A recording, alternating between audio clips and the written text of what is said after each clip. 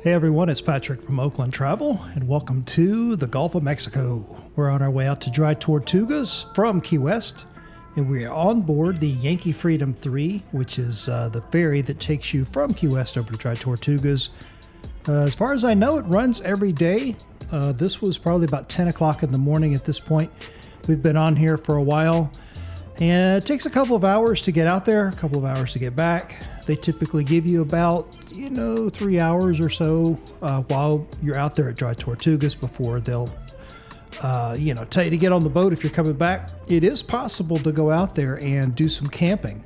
So you could pay to do the Dry Tortuga run, like the Yankee Freedom III, to get out there once, stay out there for a couple of days camping on the island, and then take the Yankee Freedom III back to Key West. So I know some people do that.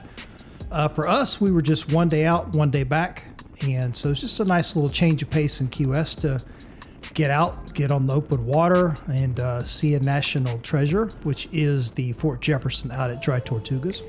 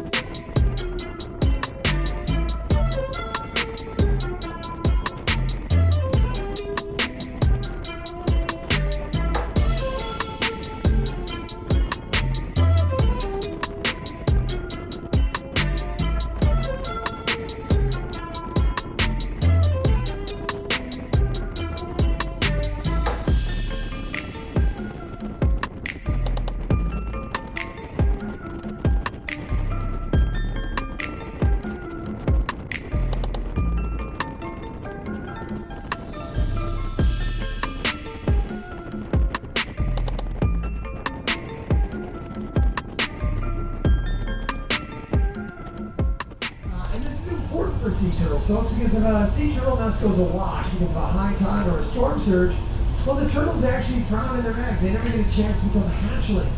So having an island like East Key that stays high and dry all season long is really, really important to the success of the sea turtles out here. Now, the second island we'll be passing is actually going to be very difficult to point out to you right now. It's actually underwater. If you look off our starboard side, just a little ahead of us, you'll see some white caps, some bigger waves that are right over there. Those white caps are actually breaking on what's known as Middle Key. Now, folks, Middle Key is considered an intertidal island, which means that anytime we have a high tide, the island goes completely awash. Obviously, that's the case we have here today. And because it goes awash with a high tide, storm surges, you can never have a successful sea turtle nest there on Middle Keys.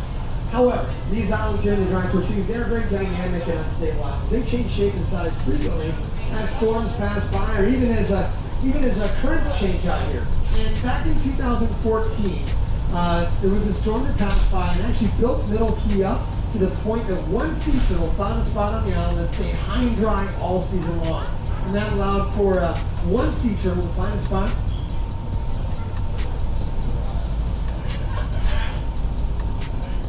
So that turtle found a spot and stayed high and dry long enough to allow for the very first successful